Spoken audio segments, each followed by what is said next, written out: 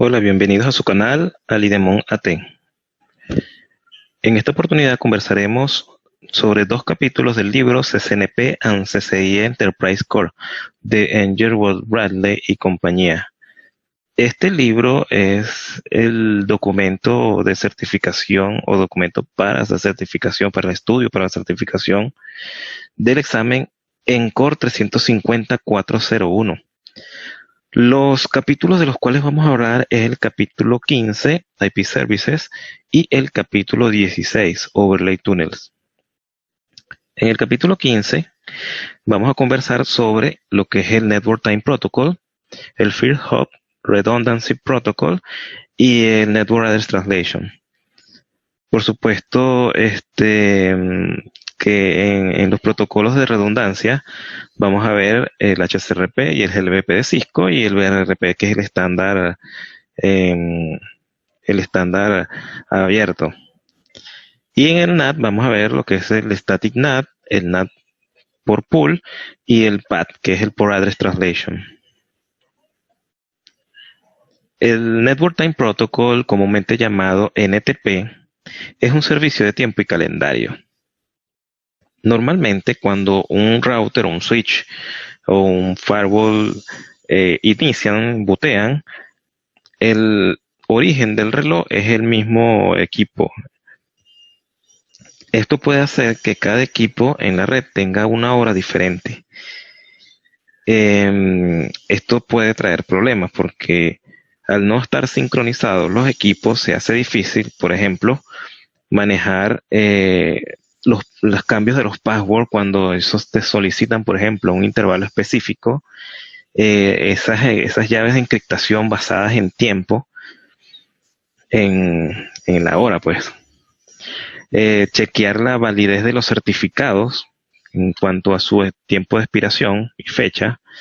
Y en cuanto a los niveles de auditoría y de troubleshooting, no se puede verificar el momento exacto en que han ocurrido los eventos de un equipo con respecto al resto de la red, porque no se tiene la relación de la hora correcta. Una solución para evitar que eso pase es configurar el NTP en la red. Este protocolo le permite a los routers y a los switches, a los firewalls, a los dispositivos de red o a los dispositivos en una red, sincronizar sus tiempos o su hora con un servidor central de tiempo. Este provee un tiempo consistente. Este puede ser interno, o sea, privado, o puede ser público, que es el cual se accede a través del Internet. El NTP usa el puerto 123, o sea, el 123, está documentado en el RFC 1305. Otros RFC que documentaban sobre el servicio NTP, el 958, 1059 y 1119, ya se consideran obsoletos y el que se está usando actualmente es el 1305. NTP es un protocolo jerárquico. Se considera que el Stratum 0 es el dueño de la hora, el autoritativo, el que tiene la hora real. Son relojes de muy alta precisión. Y bueno, por supuesto que el 1 es el que le consulta al reloj autoritativo y el 2 le consulta al 1. De esa forma se van haciendo las consultas. El máximo salto para esta jerarquía es el número 15 o el Stratum 15. Ya cuando un reloj no está sincronizado a ningún tiempo, aunque tenga habilitado el protocolo, se verifica como que está en el Stratum 16, que significa que no está sincronizado con ningún reloj, que no está recibiendo respuesta de tiempo. Como habíamos comentado, el Stratum 0 es el tiempo, el origen autoritativo de la hora. El Stratum 1 es el dispositivo que se conecta directamente al Stratum 0. Normalmente es la referencia de hora en la red de una empresa, de un campus. El Stratum 2 y los siguientes hasta el 15 son los diferentes que le van consultando, el 3 al 2, el 2 al 1 y así.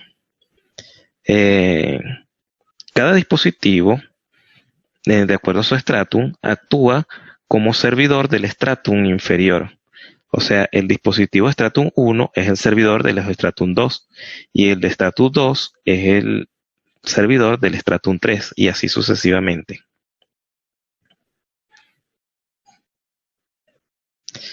También lo que nos comenta aquí en esta lámina de la presentación es que uno puede configurar peers en el mismo Stratum para ir verificando la hora o para mantenerlo como backup en caso de que le falle a uno el Stratum superior en respuesta del protocolo de hora.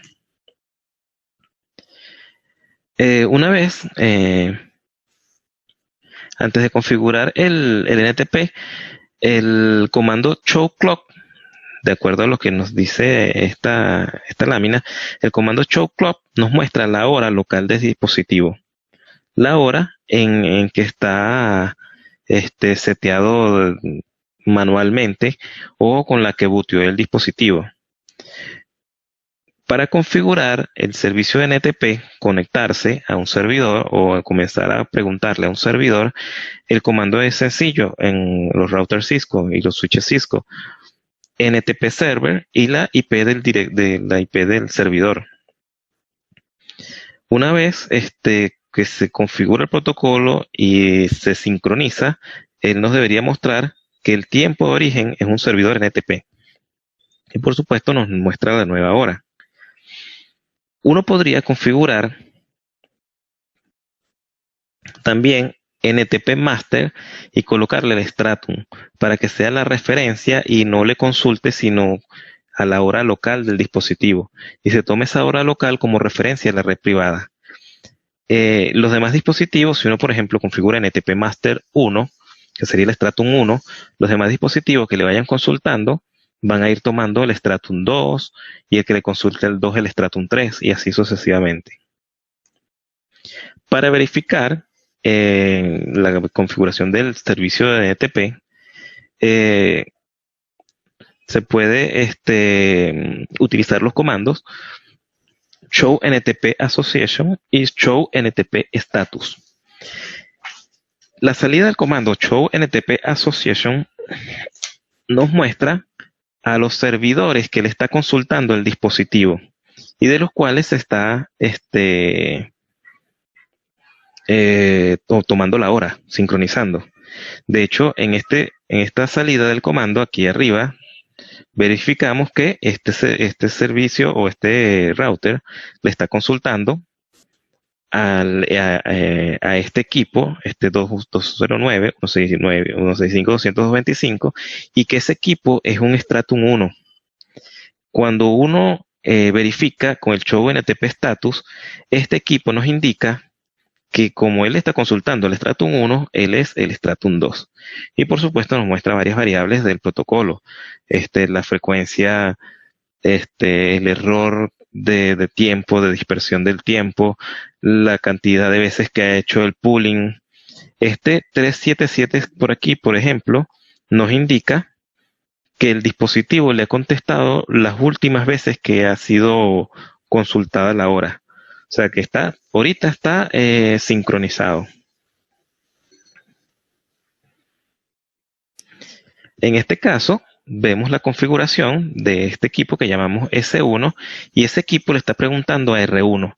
Recordemos que en la lámina anterior R1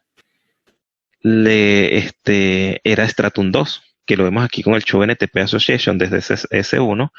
El R1 era el Stratum 2 y el R1 que tenía esta IP le consultaba a este reloj la hora. Por supuesto, aquí también tenemos que le ha respondido en las últimas veces que ha sido consultado, ¿no?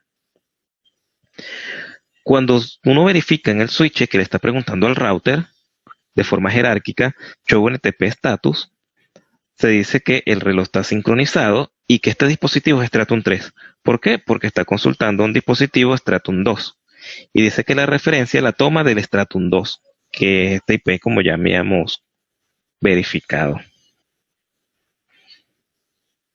el segundo tema de los servicios, de los IP services descritos en el libro, es el protocolo de redundancia, de gateway de redundancia, de First Hop Redundancy Protocol.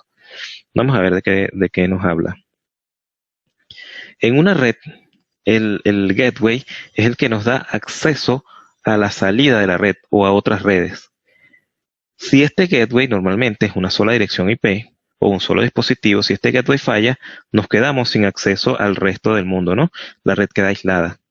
En este sentido, la industria y Cisco también se han encargado de diseñar varios protocolos que nos ayudan a ser más resilientes en cuanto a la disponibilidad del dispositivo gateway y, en este caso, poder tener más de un gateway sin tener que ir modificando las direcciones de gateway o de default gateway en los dispositivos finales. Estos protocolos son los que llamamos los protocolos de redundancia, de gateway, de gateway redundante. Los protocolos FHRP trabajan creando una IP virtual que trabaja como una instancia de gateway a nivel de capa 3. En esta presentación vamos a cubrir los protocolos de Cisco HSRP y GLBP y el protocolo estándar BRRP. El protocolo Hot Standby Router Protocol de Cisco es un protocolo propietario que fue en un inicio diseñado para IPv4, pero ya por supuesto también hay una versión para IPv6. Él lo que hace es activar un dispositivo para que enrute los paquetes mediante la utilización de una IP y una MAC virtual.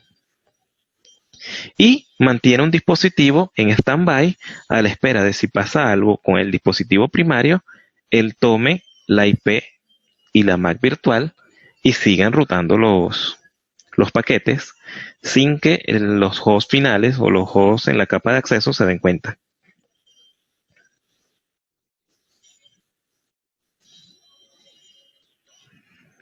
El BRRP es muy parecido al funcionamiento del HSRP, con sus variantes, solo que este es el protocolo abierto del estándar público. Por supuesto, también en un inicio se creó para IPv4, pero ya hay una versión 3 que soporta no solo IPv4, sino IPv6. Mucha flexibilidad. El GLBP es otro protocolo propietario de Cisco, que además de que nos permite utilizar varios equipos como redundancia para gateway, lo hace ofreciendo un balanceo de carga.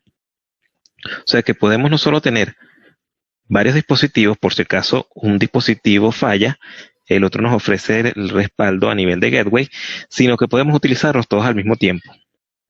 Esto es sumamente funcional, puesto que en redes donde existen muy pocas fallas, un dispositivo podría estar con el procesamiento y la memoria prácticamente sin uso durante años, mientras se espera que ocurra una falla. En cambio, con este protocolo se van utilizando los equipos y no se va depreciando sin uso. Por supuesto que existe una versión para IPv4 y una versión para IPv6. Vamos a conversar sobre el primero de los protocolos que vimos acá, el HSRP. En el protocolo HSRP tenemos un diagrama aquí en la derecha, del cual vamos a comentar. Uno de los dos routers toma el gateway activo para enrutar los paquetes. Fíjense que para ello toma la IP virtual del gateway y crea una MAC con este formato 000.0C07.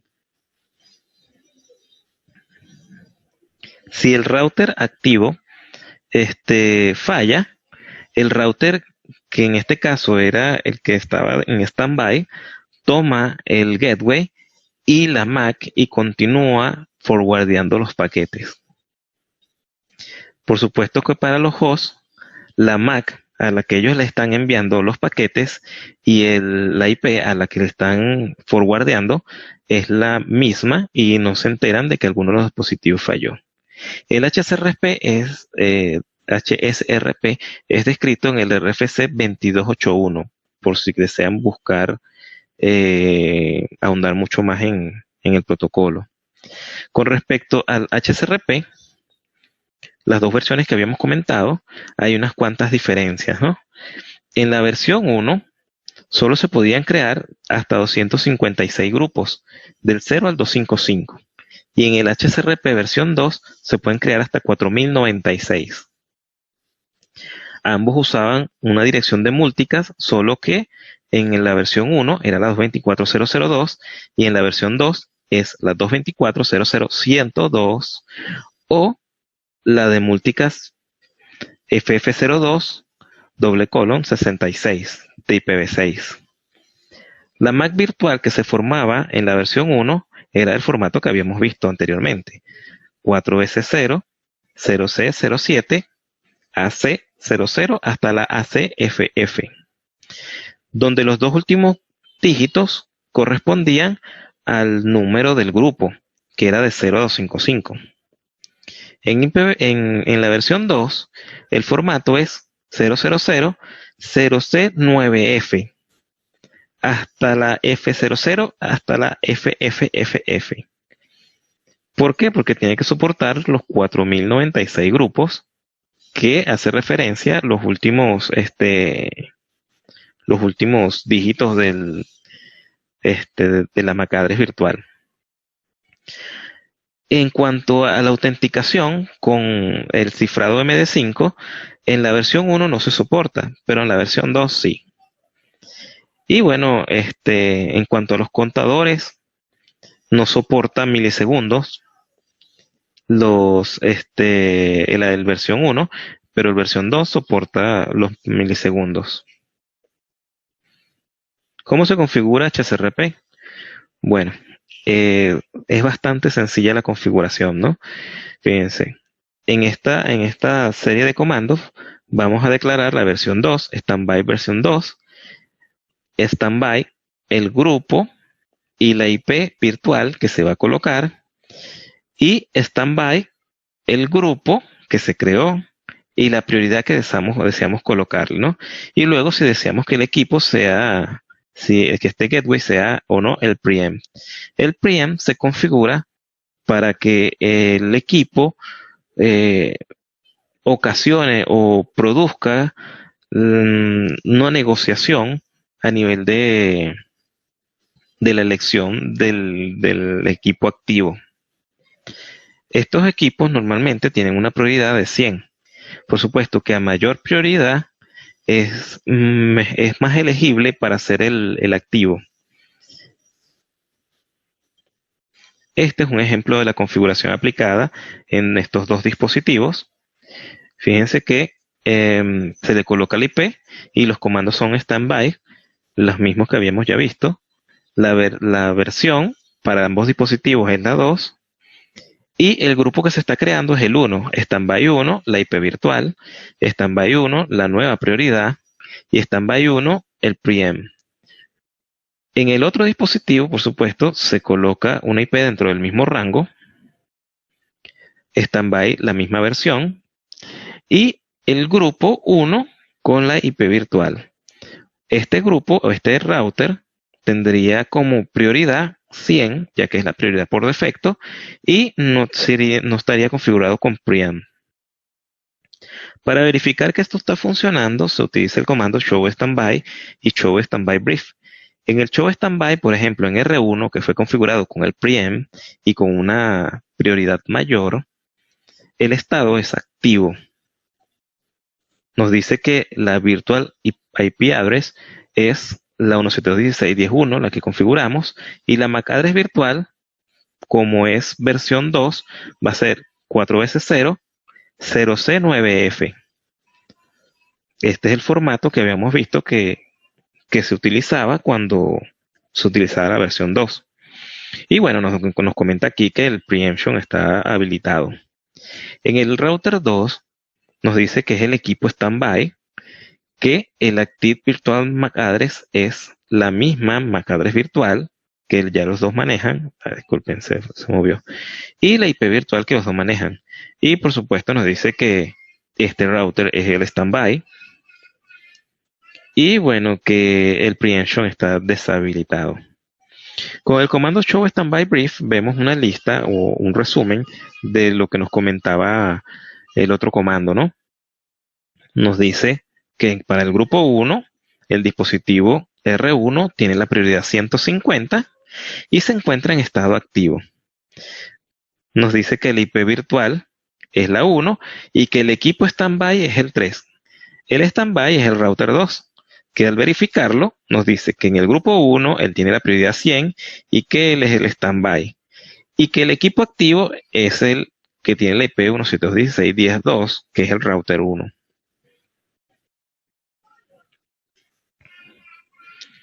En cuanto a BRRP, es un protocolo que funciona sumamente parecido al protocolo HSRP de Cisco.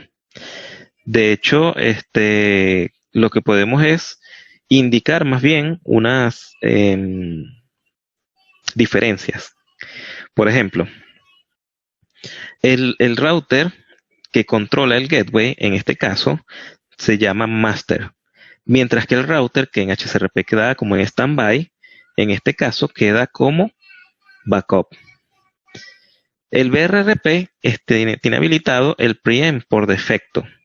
Y la MAC address que forma la MAC address virtual es con el formato 4S0, 5E00. Igual, los últimos dos dígitos corresponden ¿cómo es que se llama? Al grupo ID que uno creó. BRRP no usa el mismo IP de Multicast, sino la 224.0018. Él está descrito en el RFC 5978. Los comandos que vemos acá en verde son los comandos esenciales para configurar BRRP, mientras que los otros son opcionales. Si vemos bien, tienen más o menos los mismos comandos que HSRP, incluyendo el de autenticación. Para su verificación, uno lo verifica con el comando show BRRP y show BRRP brief. Este es un ejemplo de una configuración BRRP. En estos dos routers se coloca simplemente, por lo menos en el que queremos que sea el master, BRRP 123 y la IP virtual, o la IP que va a ser el gateway virtual.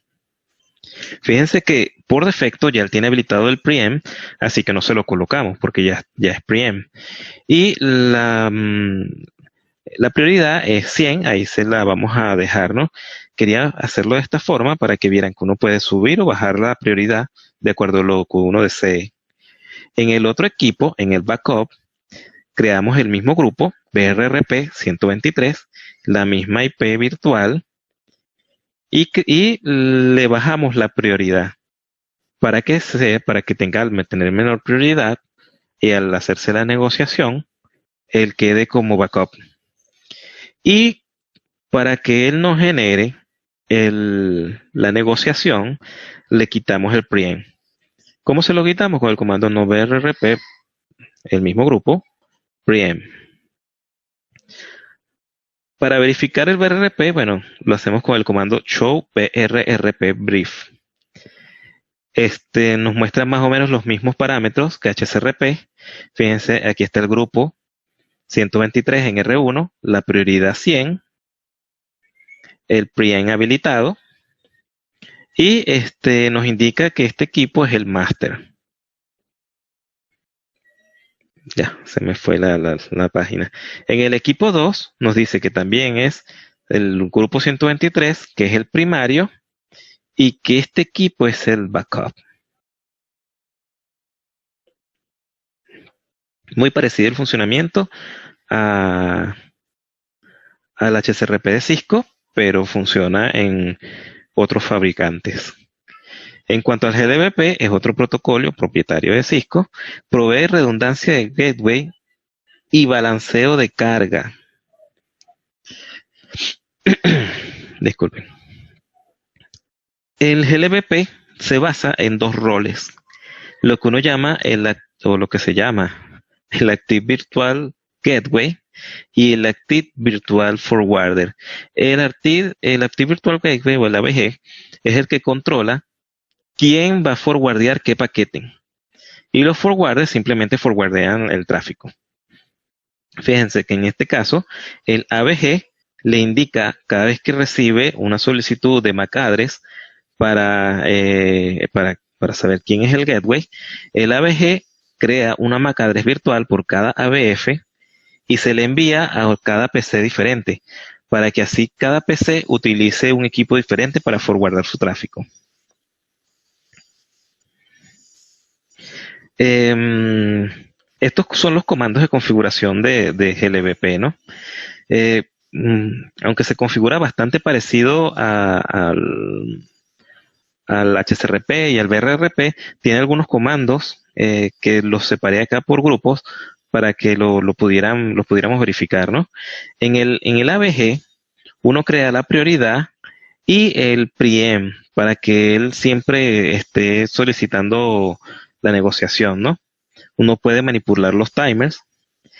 En los forwarders, uno también puede manipular los timers, colocarle track a los equipos y el peso que va a soportar el dispositivo para forwarding.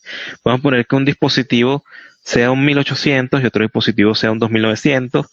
En ese sentido, obviamente que hay un dispositivo que es más robusto que el otro, se le puede poner un peso para que el dispositivo no forwardee el tráfico de la misma forma, o el AVG no forwardee el tráfico de la misma forma contra él, ¿no? En cuanto al balanceo de carga, esto se puede hacer por round robin, por peso o porque los hosts dependan de un dispositivo o no. Esto sí debe ser configurado en todos los dispositivos.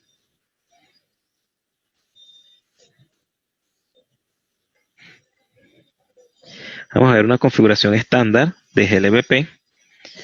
GLBP, el grupo, y la IP que va a ser el gateway. En este caso, este es el AVG.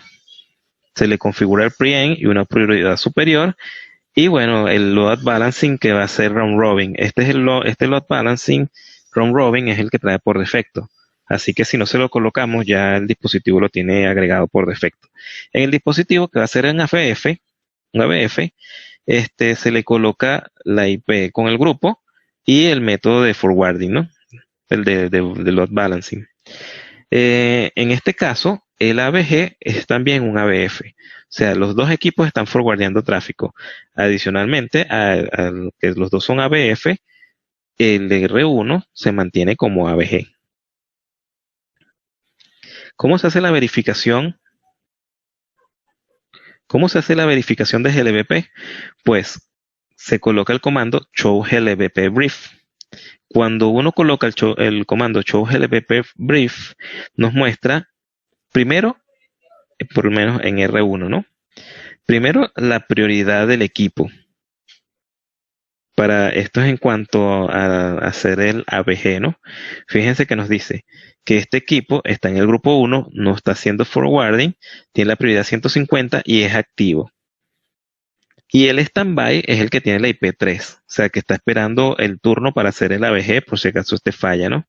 En cuanto al forwarding, él nos dice que él es el dispositivo 1 y que está activo. Y que el 2 también es otro equipo que él está viendo en la red. Si hacemos el mismo comando show GLBP brief en R3, vamos a ver que nos dice que el dispositivo AVG es el que no es el dispositivo AVG y que está en estado standby. Que el dispositivo activo es el que tiene la IP1 que corresponde al router 1. En cuanto al forwarding, él dice que él es el número 2 porque aquí se ven activos y que hay otro forwarding en la red que están escuchando. Si los comparamos los tres protocolos en una sola lámina, se verán varias similitudes de funcionamiento. Fíjense en esto.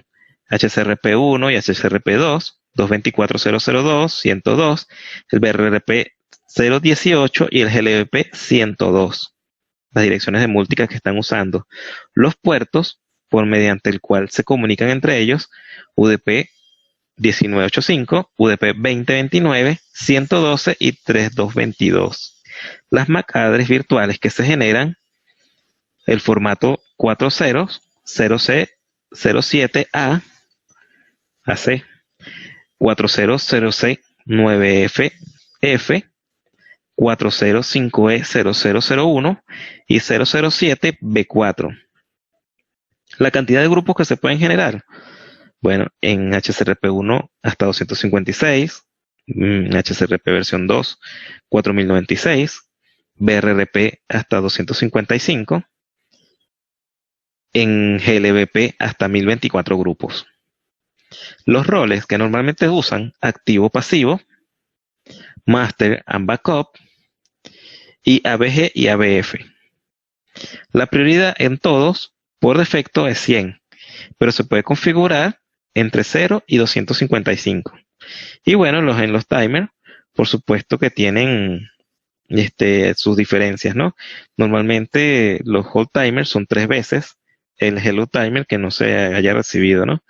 3,6, 10 segundos y 10 segundos. Y bueno, por último, que el preempt viene por defecto habilitado en BRRP y en GLBP.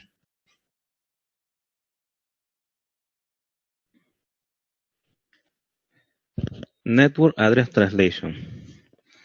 El comúnmente llamado NAT se utiliza normalmente y comúnmente para permitir el ruteo o el enrutamiento de paquetes de redes privadas hacia la red pública de Internet. Ese es el uso más común que existe, ¿no? Las redes privadas son aquellas que fueron definidas en el RFC 1918 y que comúnmente conocemos como la 10.00/8, la 172.16.00/16 y la 191.68/24. Claro, desde la 00 hasta la 255.255, ¿no? Sin embargo, en esencia, el NAT es una herramienta que nos permite hacer una traslación de una IP en otra, o sea, transformar o un origen o un destino en la cabecera en el header del paquete. Para así, o que pueda ser enrutado a través de Internet, o pueda ser enmascarado, o pueda ser visto como otra IP por el origen o por el destino.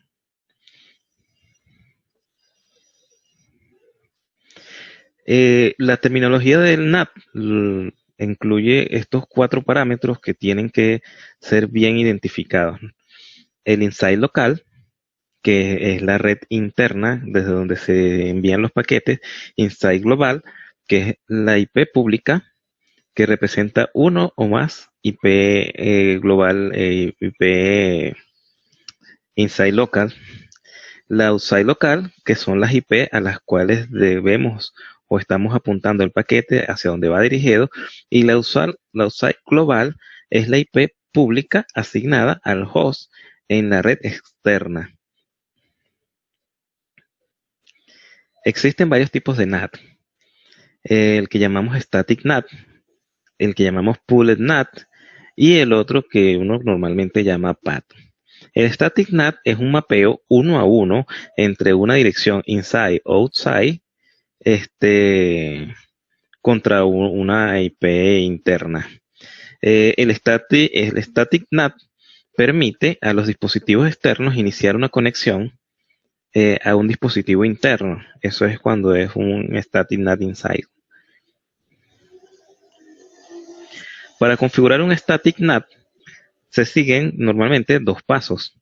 Se selecciona cuál es la IP, cuál es la interfaz de entrada y cuál es la interfaz de salida, colocándole el comando IPNAT Inside e IPNAT Outside. Y luego se hace el mapeo de la IP, colocando el comando en configuración global IPNAT Inside Source Static la IP que se desea natear contra la IP que desea ser sustituida, pues.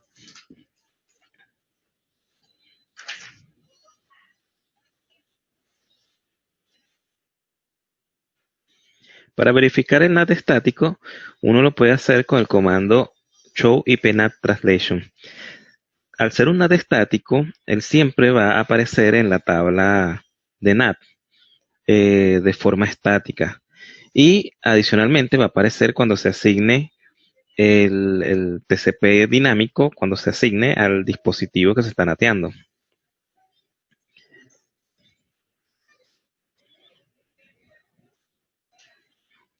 Otro comando para verificar los NAT es el comando show ipNAT statistic.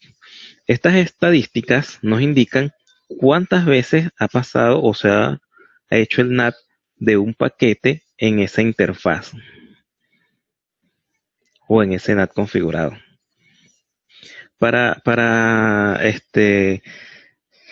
Normalmente las asignaciones de NAT estáticas y dinámicas duran hasta 24 horas. Para poder borrar la tabla de las NAT, se debe utilizar el comando clear ipNAT statistic o clear ipNAT translation. El NAT por pool.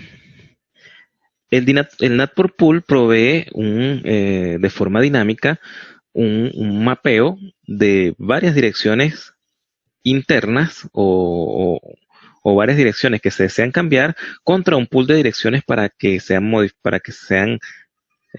los modifiquen, pues. ¿Cómo se configura? Se configura creando, igual tiene uno que elegir cuál es la interfaz de entrada y cuál es la interfaz de salida, la interfaz de entrada del paquete y la de salida del paquete con el comando ipNAT inside e ipNAT outside, y crear un pool para ese NAT. Lo crea uno con el comando ipNAT pool, le da un nombre a ese pool e indica el rango o las direcciones IP con las que va a ser nateado las IP que uno desea de forma que uno desea que cambien, pues. Y le coloca uno la máscara, ¿no? Claro, para de esta forma uno poder natearlo contra ese pool, uno normalmente crea una lista de acceso donde permite un rango de las direcciones que uno desea natear. Y luego asigna el NAT, esa lista de acceso, al pool que uno creó, ¿no? Con el comando ipNAT inside source list, la lista de acceso que uno creó, y el pool que uno creó, ¿no? Para verificarlo, bueno, por supuesto, tienes que adicionalmente colocar la interfaz de entrada y la interfaz de salida. Para verificarlo, uno normalmente usa el comando show ipNAT translation. Se va a ver de igual forma en el dispositivo el NAT, y una vez que si uno coloca el show ipNAT translation verbose, se va a ver exactamente a qué hora se creó, el tiempo de duración, cuánto tiempo le queda en la tabla de NAT, ese mapeo, y cómo está funcionando. Nuevamente, uno para borrar la tabla, uno lo hace con el comando clear ipNAT translation, y uno puede verificar con el comando show ipNAT translation. Las estadísticas de los NAT por pool nos indican adicionalmente el pool que se está utilizando y las veces que ha hecho match.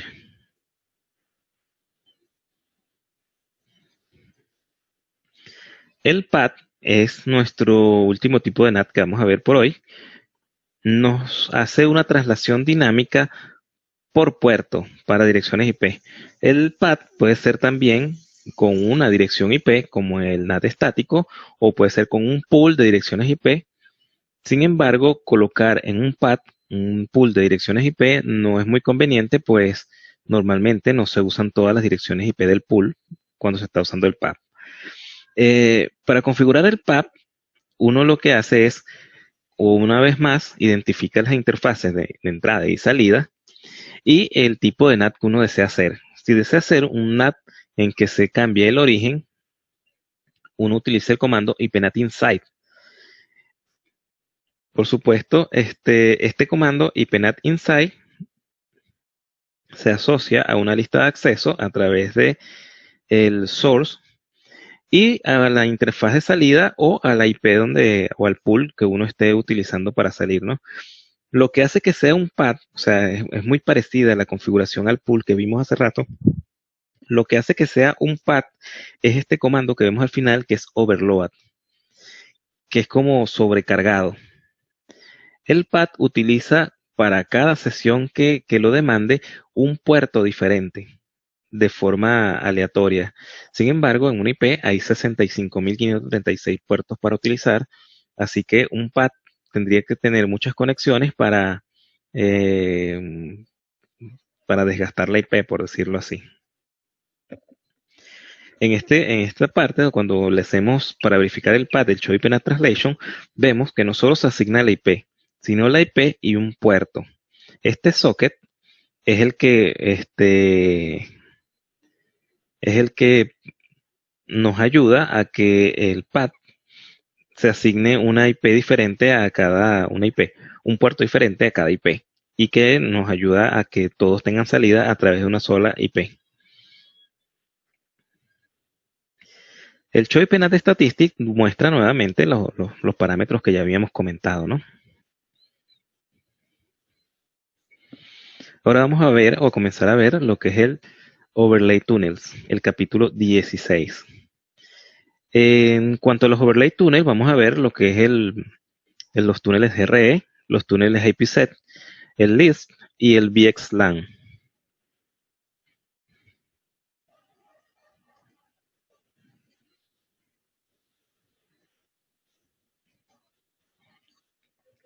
Los túneles GRE. Bueno, GRE significa Generic Routing Encapsulation. Es un protocolo no seguro de sitio a sitio para hacer tunneling. Este protocolo fue desarrollado por Cisco.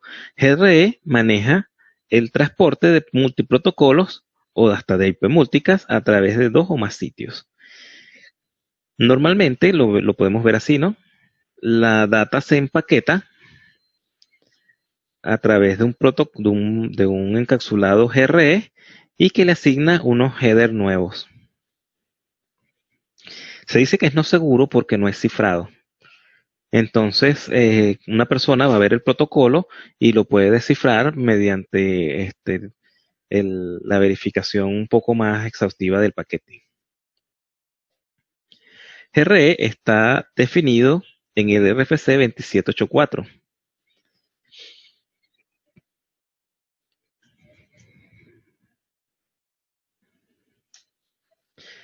¿Cómo se configura GRE? GRE se configura creando una interfaz túnel con un número y asignando las opciones de origen y destino al túnel por supuesto, el modo del túnel. Que eso ya lo que verifica que el túnel sea GRE o que sea de otro tipo, ¿no?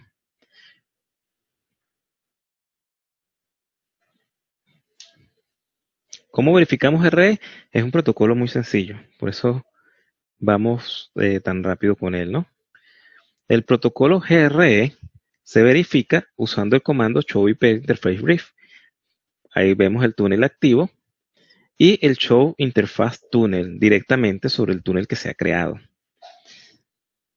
Aquí está el túnel activo y la IP de ese túnel. Por cierto que acá en la parte final del Show Interface Tunnel se ve Tunnel Protocol Transport GRE sobre IP. IPsec.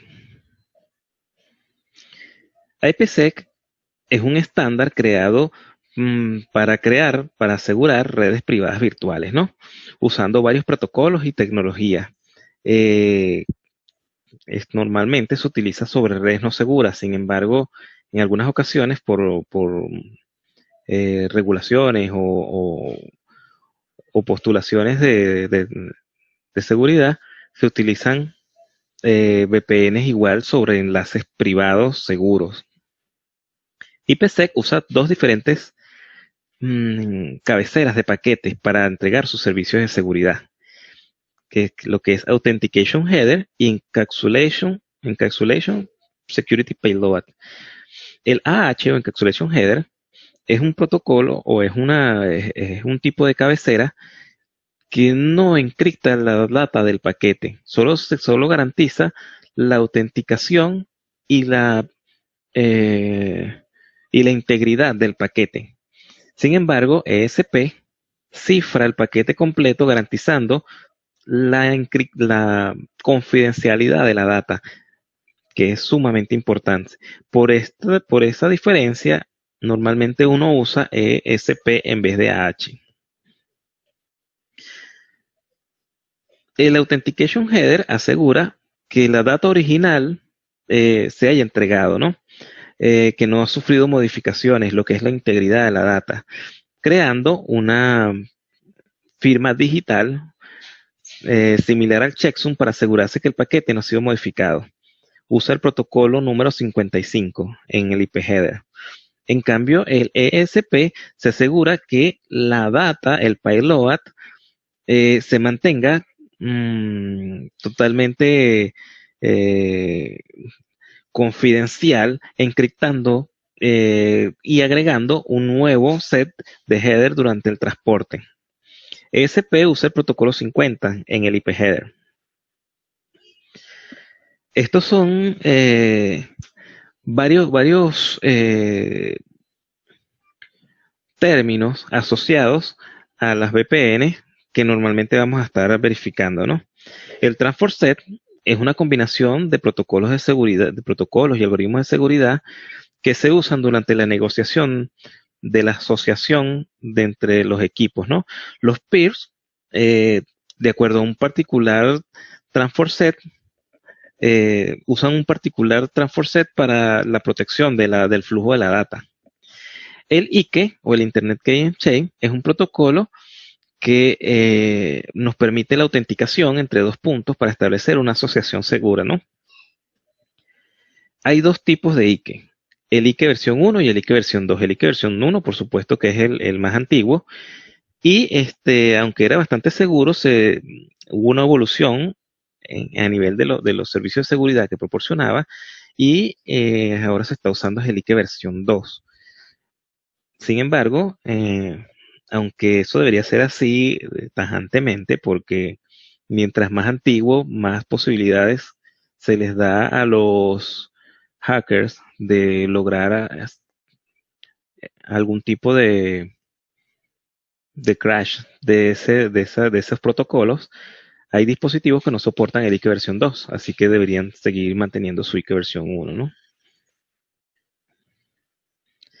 Entre las cosas que se han modificado entre el IKE versión 1 y el IKE versión 2, está no solo que el IKE versión 2 es más óptimo y más rápido, sino que tiene protección contra ataque de denegación de servicio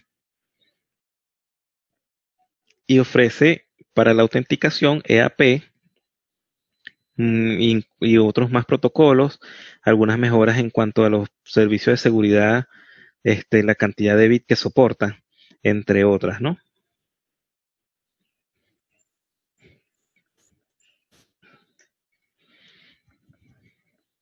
Uno de los tipos de VPN son las VPN sitio a sitio. Sabemos que existen VPN sitio a sitio, VPN de usuario y túneles cifrados de cualquier tipo, ¿no? En este caso, uno de los túneles cifrados para VPN sitio a sitio sería el GRE sobre IPsec.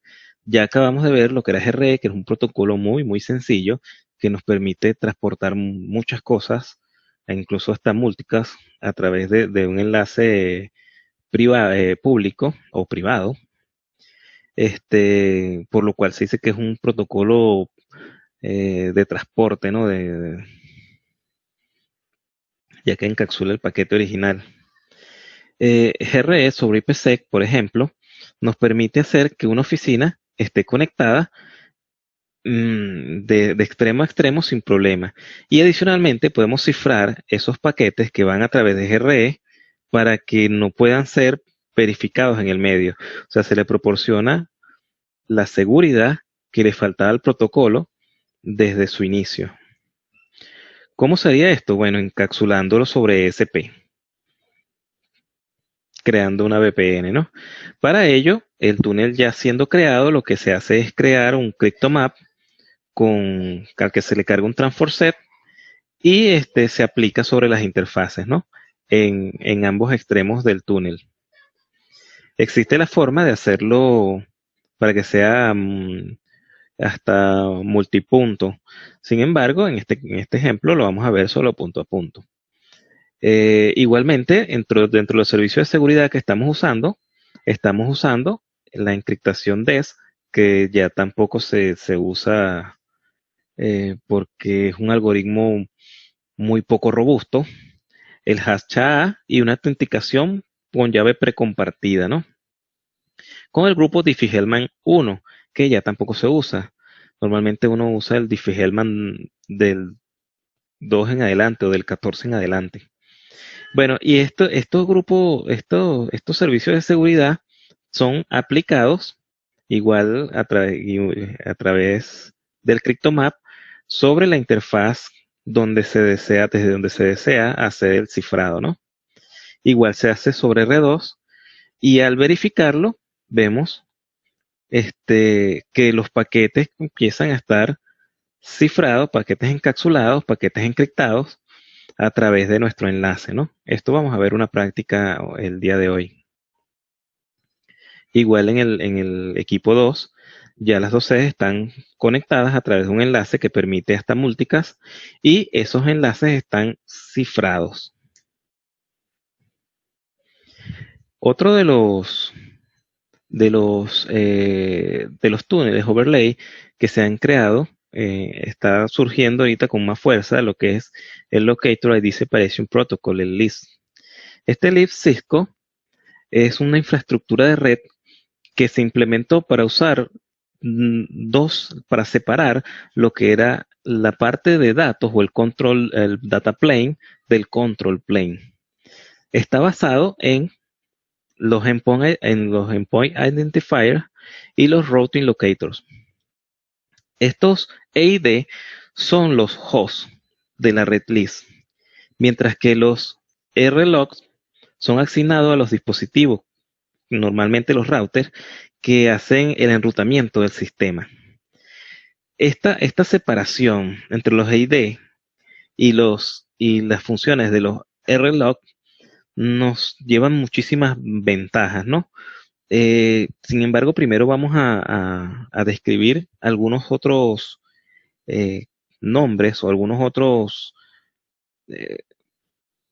dispositivos que uno normalmente encuentra en una red LIS. Bueno, antes de eso, quería comentar que LIS, de acuerdo a la documentación encontrada en las páginas oficiales de Cisco, solo está disponible para el iOS XE. Estos iOS XE son ASR, Nexus, 9600, 9500. O sea, son equipos de gama nueva. Creo que los 4400 también están incluidos allí. La arquitectura LIS nos muestra varios equipos o varios nombres que tenemos que ir discriminando, ¿no? Primero, estos RLOCs, estos routers que sostienen la red LIS, también tienen sus nombres particulares, de acuerdo al tráfico que están cursando. Por ejemplo, los ITR son los dispositivos que permiten el ingreso del tráfico a la red LIS, mientras que los ETR son los que permiten el egreso del tráfico. Cuando un dispositivo es ITR o ETR, o incluso se puede llamar a cualquiera de los dos, lo llaman XTR. O sea, un ITR es un XTR. Si es un ITR y ETR al mismo tiempo, o sea que no solo envía tráfico, sino que recibe tráfico, es un XTR. Estos dispositivos que llamamos acá PETR y PITR son proxy, son para sitios que no son LIS. El dispositivo se encarga de verificar y enviar el paquete a los sitios LIS. Y por supuesto de convertir los endpoint LIS, que deberían ser endpoint, a sitios no LIS. Entonces lo llaman así porque son proxy ETR y proxy ITR. Cualquiera de estos dos puede ser llamar un proxy XTR. Y una de las partes más importantes de la red list son los MS y los MR, lo que son los Map Resolver y los Map Systems. Y los Map Server, perdón. Ese Map Resolver es el que recibe las solicitudes de los ETR y de los ITR para ubicar un endpoint. Y los Map Server son los que se encargan de mantener la topología de todas esas solicitudes, de todos esos RLOC y los endpoints. Aquí vemos las definiciones que les acabo de comentar, un poco mejor dichas o mejor redactadas. En referencia a la operación, sabemos que un endpoint, lo que llamábamos un endpoint, trata de enviar tráfico a otro endpoint y lo hace a través del ITR. El ITR verifica en el MR dónde está ubicado ese ETR y el MR se lo solicita al MS. Muchas veces el MR y el MS están en un mismo equipo, por eso los dejé así, no los puse separados. El ETR se encarga de registrar la ruta o registrar el EID que él posee y envía el registro también, se lo envía al ITR para que el ITR pueda enviar el tráfico directo del endpoint 1 al endpoint 2. Fíjense que en todo esto, el MS es el que se encarga de consultarle a los MR dónde está el endpoint y el mismo ETR donde esté el endpoint se encarga de actualizar no solo el registro en el MS, sino también en el ITR que desea enviarle tráfico. Es decir, cada router no necesita por qué sostener la tabla de enrutamiento completa. Lo que necesitan es saber a quién consultarle para que le entregue la ruta. Es lo que llamamos enrutamiento bajo demanda. Entonces, los routers no tienen que dedicar una memoria extensiva para conocer todas las 750.000 rutas que hay en Internet, sino solo saber las rutas básicas hacia el MR y el MR que resuelva y que le envíen la ruta a él de donde se encuentra el endpoint donde él desea enviar el tráfico. El formato del paquete list nos indica que primero este parte que está por acá es el paquete original generado por el host, el endpoint. A ese paquete se le coloca una cabecera list que nos dice la versión del mapa, varias cosas, varias opciones del protocolo list. Y a esas opciones del protocolo list se le coloca otra cabecera que es UDP, que va a ser dirigida al 4341. List trabaja con UDP, al igual que también trabaja los demás protocolos que vamos a ver ahora. Y por supuesto, después de la cabecera UDP se colocan los nuevos headers de la red, o sea, de los RLOC, de donde se va a enviar el paquete, de los router locator.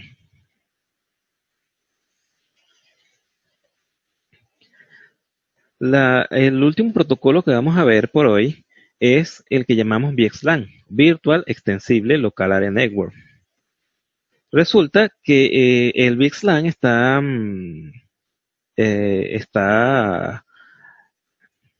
descrito en el RFC 7348. Es una tecnología de virtualización de red. Fue uno más de los intentos que se ha hecho por hacer una tecnología de virtualización para LAN que sea escalable y utilizable en cualquier medio. Usa paquetes UDP igual que el LIST y el puerto 4789 de forma estándar. Sin embargo, para Linux es 8472, porque Linux lo tiene desde antes de que se hiciera un estándar el RFC 7348. Este VXLAN fue en un inicio desarrollado por VMware, Arista Network y Cisco.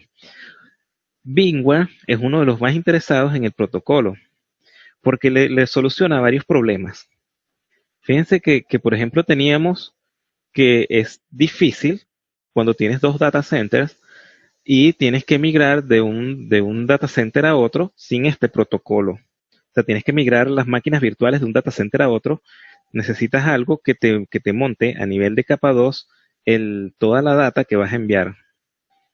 Este protocolo lo soluciona y lo soluciona bastante bien. Además que hace, normalmente para las VLAN normales, tenemos 4096 VLANs disponibles para utilizar en una red LAN. Con la cabecera de VXLAN tenemos hasta 16 millones de VLANs. O sea, en realidad realmente son 16.777.000 algo de VLANs. Eh, lo cual nos indica que ya no vamos a tener problemas con que la segmentación. Y bueno, y permite extender la capa 2 a través de cualquier red IP. ¿Cómo funciona el VXLAN? Bueno, el VXLAN funciona con unos túneles VTEP que se montan a través de dos dispositivos que soportan VXLAN y bueno, extienden la LAN hasta por ejemplo, data center a data center. ¿Cómo es el formato de VXLAN? Fíjense que es muy parecido al que era el formato de Lisp, ¿no? Tenemos acá nuestras cabeceras IP originales, nuestro header VXLAN, donde están nuestras nuevas BNI. Aquí es donde uno tiene el identificador de los 16.777.000 VLANs o VXLAN disponibles. Ellos lo llaman BNI, VXLAN Network Identifier.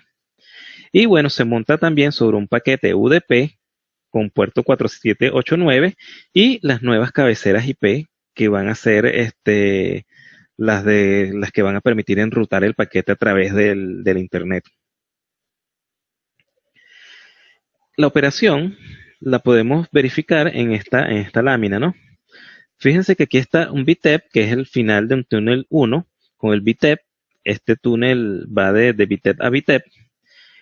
La encapsulación se iría montando de la siguiente forma.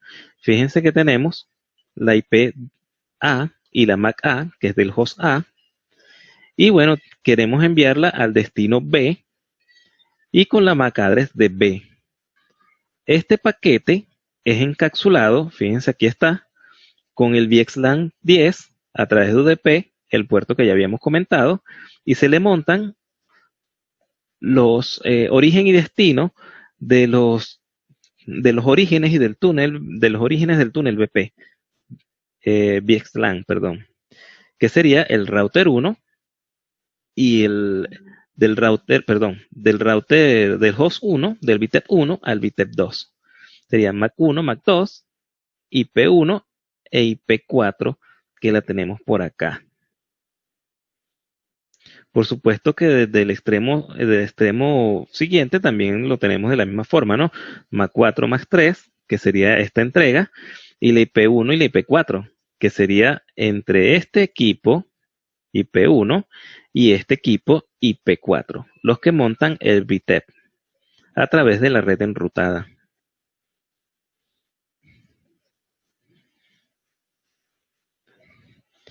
Para culminar, quiero verificar que hay muchísima información y lo que se está haciendo es un overview de la información, de toda la información que había, no solo en el currículo, en el libro del Encorte 150-401, sino en muchísimas páginas de demostración y de documentación oficial de las diferentes empresas.